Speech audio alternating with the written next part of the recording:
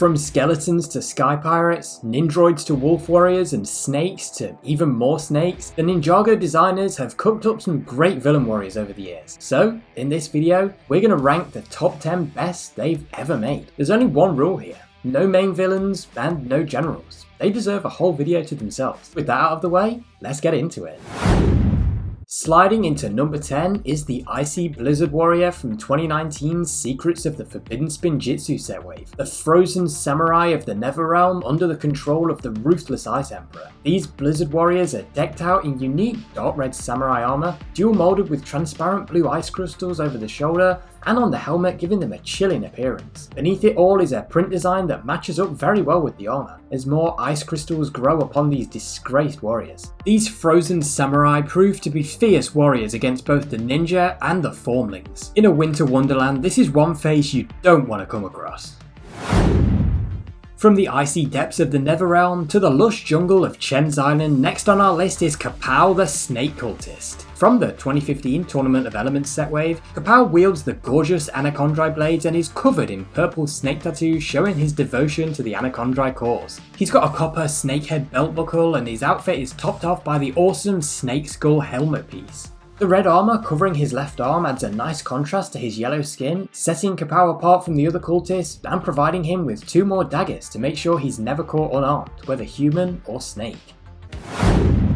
Entering the dark swamps of Ninjago, we find the terrifying Rivet. The Vermilion warriors weren't very intelligent, but they were a super creepy horde with some stellar minifigure designs. The helmet is a magnificent piece with snake heads on either side, each with long tongues sticking out, and the way it combines with the heavy armor piece to fully enclose and protect his upper body is brilliant. Taking it off, the gunmetal grey colour scheme continues with a phenomenal level of detail as the creepy red snakes that combine to form this warrior crawl their way around the many gaps in the armor. Even the face is made up of many snakes twisted together, making for some unsettling face prints. Out of the swamp and into the desert, we come to yet another snake. The Pyro Destroyers of Aspheria's ancient army were sprinkled throughout the fiery half of the summer 2019 set wave, and armed with copper shields and swords from Pharaoh's Quest, they certainly made for a formidable army. Resurrected by Kai's elemental power, these snake mummies are wrapped in tan bandages, with fire burning away the dressings to reveal mummified snake scales below. The copper armor with snake heads covering the shoulders is a brilliant addition, while their actual heads cement their place on this list, with fiery transparent orange cobra hoods dual molded into the brown snake head, giving them orange eyes that glow when the light hits them at just the right angle, bringing life to these former Hypnobrai. Sending in the clowns next as we head back to 2011, it's Crazy the Skeleton. The Skulking Jester appeared either with his spiky blue armor or with his red and blue hat, but never both. Probably because the designers knew a design this good couldn't just be given away. When fully armored up, Crazy is undoubtedly the best of the 2011 Skulking Warriors, with the Jester hat adding the real cherry on top to this shocking skeleton clown. 5 years later, he returned with an even crazier face and new hat colour, now black instead of blue. Once again though, he's lacking the armour. But if you've got Fracjaw, then you can perfect this skeleton, and honestly, this black and red look might be even better than the 2011 classic. Jumping back to the final battle, we find our next villain in the Warrior Bike and Golden Dragon. It's the Stone Army Warrior. The most unique of all the Stone Warriors, this indestructible foe is covered from head to toe in red and silver samurai armor. Not really sure why an indestructible warrior needs to wear armor. I guess the Overlord is just a fan of a good aesthetic. The additional red shoulder armor pairs really nicely with their samurai helmets, which came with exclusive mouth guards that sadly didn't return for the Legacy version. The face printing is almost demonic, with red tattoos akin to Darth Maul and eyes lit up by the venom of the Great Devourer. This is one warrior you'd want on your side in battle, and the Overlord was kind enough to make a helmet that gives anyone who wears it full control over the army. Floating through into the Cursed Realm, we meet the Ghost Warriors, and from this ghastly collection, Whale is next on the list. Or is it Pitch? Seriously, even the rarest of this abundant Ninjago army couldn't get a consistent name throughout the sets. With vibrant green legs and purple ninja robes, he's just like any other Ghost Warrior, complete with that spooky yin-yang symbol behind. But while the other ghosts had transparent green heads, the Wailing Pitch instead gets an all-black one, with a super creepy face print with thick eyebrows and a moustache that almost looks like it could be a Ghost Klaus. Weirdly, that's not the only ghost face that could pass for this undead snake cultist. Whether Klaus in disguise, or just a poor soul time forgot, Whale's face cements him as the best of the generic ghost warriors in my opinion.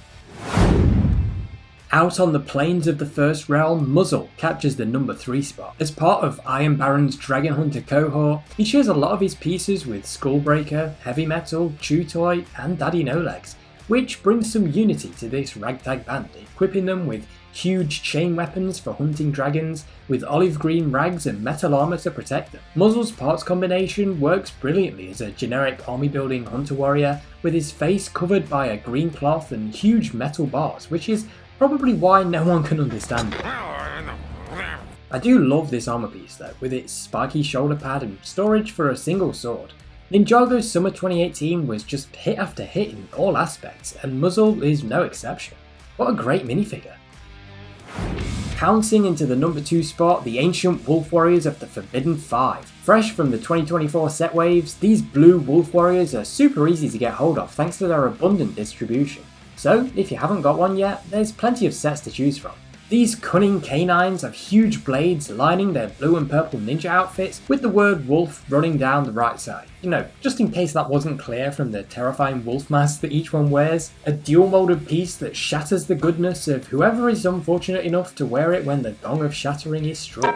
Beneath it, their faces are covered by silver wolf masks, which glow blue with their eyes when powered up. These certainly prove the Ninjago designers have still got it in them to create stunning villain minifigures, but even then, there's one they couldn't beat. Not the Sky Pirate Bucko, although he is a surprisingly brilliant figure. Not the mighty Vengestone Brute either, though their transparent pink elements certainly help them stand out among others. Not even the great Nindroids, who did the evil ninja with a twist concept over a decade prior, no. For the number 1 spot, we journey back to 2012 with the slithering snakes that Lloyd unleashed onto the world. With 5 amazing tribes to collect, each with multiple different warriors, there's a lot of great stuff to choose from this incredible army. But it's the Venomari who stand out most to me, and from this vibrant tribe, Lizaru is the king when it comes to Serpentine warriors. Yes, out of all the villain warriors Ninjago has offered up, Lizaru is without a doubt my favourite. This venomous serpent appeared in a booster pack, so it was nice and cheap to obtain, and what a figure. His lime green body is decorated with dark green spots and a stripe running down the middle. He's got huge scars running across his stomach and red accents on the chest. He of course shares his head mold with the General Acidicus, but the design is unique to himself. He's got 4 yellow eyes with big teeth at the front and spikes at the side, plus green horns on the top like some real life vipers. Armed with his golden axe, Lizaru means business, and I'd certainly love to see him show up in the TV series again someday.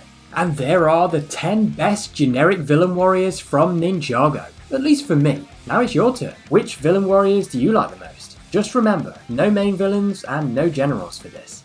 That's all for this video. Thank you so much for watching, and I'll see you again very soon.